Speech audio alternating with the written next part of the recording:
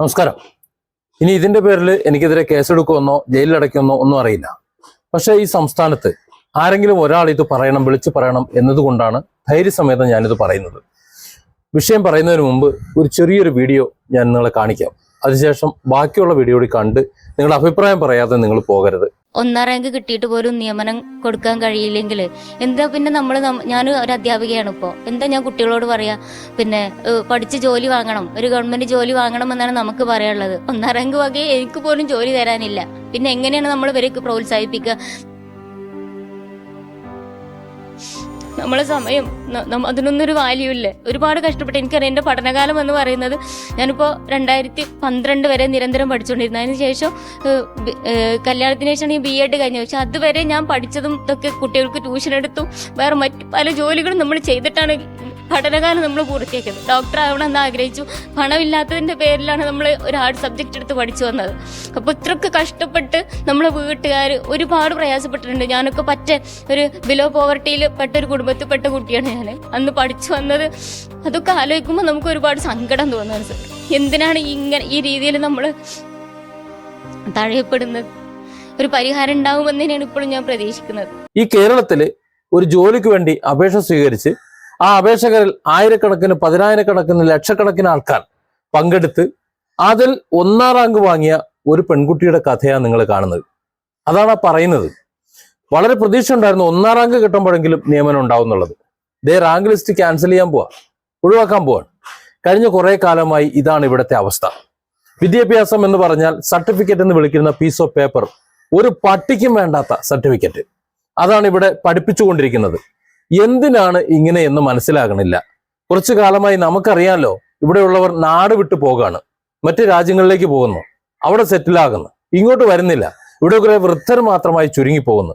ഇവിടെ ഒരുത്തരും, പ്രത്യേകിച്ച് ഈ CPM അധികാരത്തിൽ, പിണറായി സർക്കാർ അധികാരത്തിൽ വന്ന ശേഷം ഒരു നോട്ടമല്ല. ഇവിടുത്തെ ഇടത് വലത് സംഘടനകൾ ആരും തന്നെ ഒരുത്തരും ഇതേക്കുറിച്ച് സംസാരിക്കുന്നില്ല. ഇത്തരത്തിൽ ലിസ്റ്റുകൾ ഉണ്ടാകുമ്പോൾ ആ ലിസ്റ്റിൽ നിന്ന് നിയമനം വേണമെന്ന് ആരും പറയുന്നില്ല. ഇത് ആദ്യമായിട്ടൊന്നും അല്ല. ഇത് ഈ 10 വർഷത്തെ ഭരണം. ഇനിയിപ്പോ എന്താണ്, കഴിഞ്ഞ ദിവസം ഗോവിന്ദൻ പറയുന്നത് കേട്ടു, ഇവിടെ ഇനി CPM വീണ്ടും അധികാരത്തിൽ വന്നു കഴിഞ്ഞാൽ പാവപ്പെട്ട എന്നൊരു പദം എടുത്ത് ഒഴിവാക്കുമെന്ന്. ഞങ്ങൾ തുടർ ഭരണത്തിൽ വന്നാൽ ഉദ്ദേശിക്കുന്നത് കേരളത്തിലെ മലയാള പദത്തിലെ പാവപ്പെട്ട എന്ന പ്രയോഗം ഉണ്ടാവില്ല.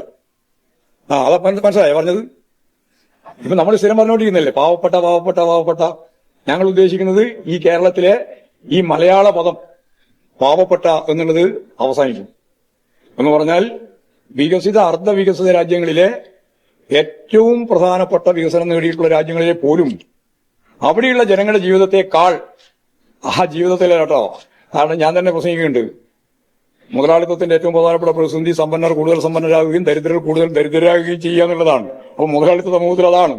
അപ്പോൾ ഏറ്റവും താഴെയുള്ള ദരിദ്രരായ ജനങ്ങളെക്കാളെല്ലാം മേലെ ലോകത്തിലെ വികസനം നേടിയ രാജ്യങ്ങളിലെ ജനങ്ങളോടൊപ്പം കേരളത്തെ എത്തിക്കുക എന്നുള്ളതാണ്.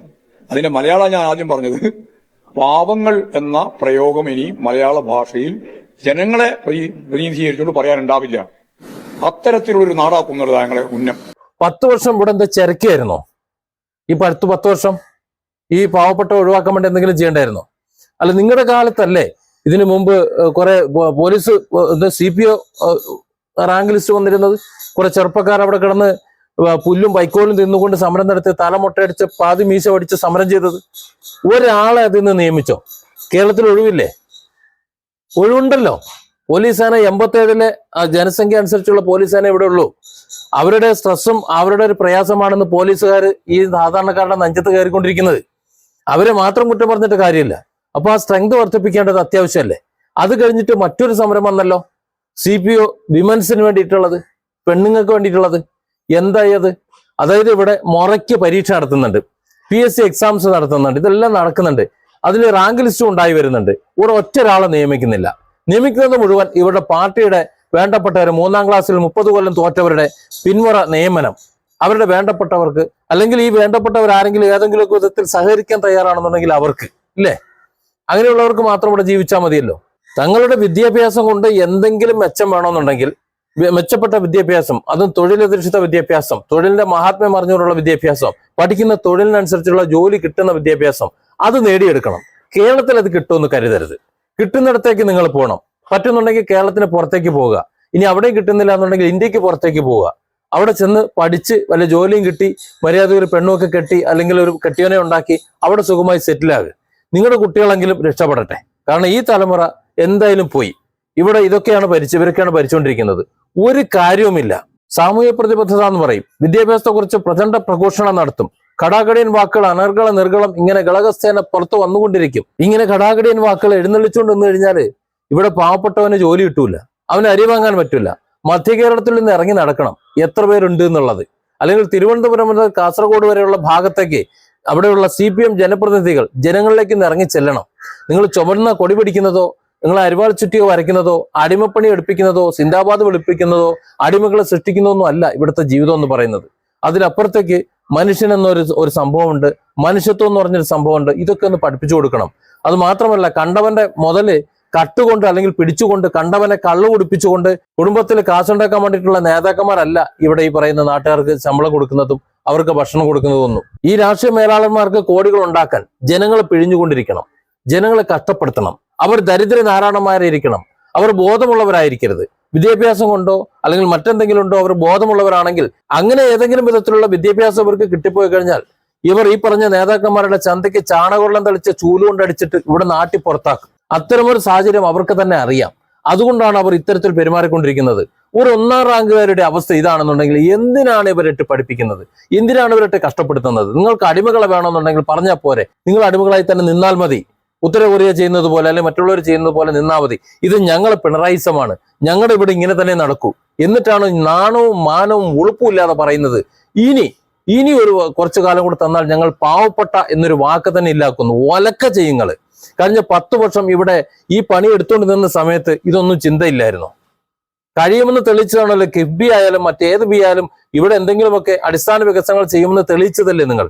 അതെന്താ ഒരു വ്യക്തിയുടെ കാര്യത്തിൽ, ഇവിടുത്തെ വിദ്യാഭ്യാസത്തിന്റെ കാര്യത്തിൽ, ഇവിടുത്തെ തൊഴിലിന്റെ കാര്യത്തിൽ, സാമൂഹ്യ ജീവിതത്തിന്റെ കാര്യത്തിൽ, ജനങ്ങളുടെ വരുമാനത്തിന്റെ കാര്യത്തിൽ, അവരുടെ തൊഴിലിന്റെ കാര്യത്തിൽ, അവരുടെ സാമൂഹ്യ സുരക്ഷയുടെ കാര്യത്തിൽ, ആരോഗ്യത്തിന്റെ കാര്യത്തിൽ എന്താ നടക്കാത്തത്? പറയണം. നിങ്ങൾ ഉറങ്ങുകയായിരുന്നോ അതോ ഇവരെ കൊള്ളടിക്കായിരുന്നോ? കഴിഞ്ഞ 10 വർഷം മുമ്പ് ഇവിടുത്തെ സഖാക്കന്മാരുടെ നേതാക്കന്മാരായിട്ടുള്ളവരുടെ ആസ്തി എത്രയാണെന്ന് വെളിപ്പെടുത്താൻ നിങ്ങൾ തയ്യാറുണ്ടോ? 10 വർഷത്തിന് ശേഷം ഇപ്പോ എത്രയാണെന്ന് നിങ്ങൾ വെളിപ്പെടുത്താൻ തയ്യാറുണ്ടോ? അപ്പോൾ അറിയാം ആർക്ക് വേണ്ടിയാണ് നിങ്ങൾ ഭരിക്കുന്നത്, ആർക്ക് വേണ്ടിയാണ് നിങ്ങൾ ജീവിക്കുന്നത് എന്നൊക്കെ. ഇവിടെ മൂക്കിപ്പനി വന്നു കഴിഞ്ഞാൽ നേരെ അമേരിക്കയ്ക്ക് പോകുന്ന ഒരു മുഖ്യമന്ത്രിയും അതിന് ചൂട്ടുപിടിക്കുന്ന കൊട പിടിക്കുന്ന കുറെ സഖാക്കന്മാരും നേതാക്കന്മാരും മന്ത്രിമാരും MLA മാരും ഉള്ള നാടായത്. എന്ത് തോന്നിയാസം കാണിച്ചാലും അവരെ സംരക്ഷിക്കാൻ അവർക്ക് കഴിയും.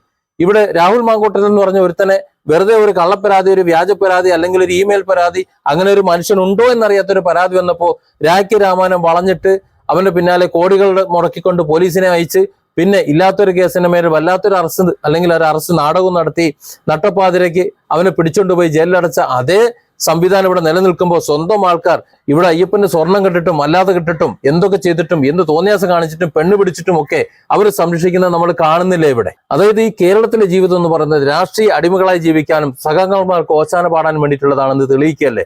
ഈ പെൺകുട്ടിയുടെ രോദനം ഒന്ന് ആലോചിച്ച് നോക്ക്. 10 വർഷം ഇവിടെ ഭരിച്ചു കഴിഞ്ഞിട്ട് ഒരു പെൺകുട്ടി നിലവിളിക്കാണ്, ഞാൻ പരീക്ഷ എഴുതി 1ാം റാങ്കാണ്, എന്നെ പരിഗണിക്കുന്നില്ല, ഞാൻ ഇത്ര കഷ്ടപ്പെട്ട് പഠിച്ചത് എന്തിനാണെന്ന് ചോദിച്ചാൽ ആരാണ് ഇതിന് മറുപടി പറയാ? ഇതിന് മറുപടി വേണ്ടേ? Different angles. Don't forget to subscribe and support this channel.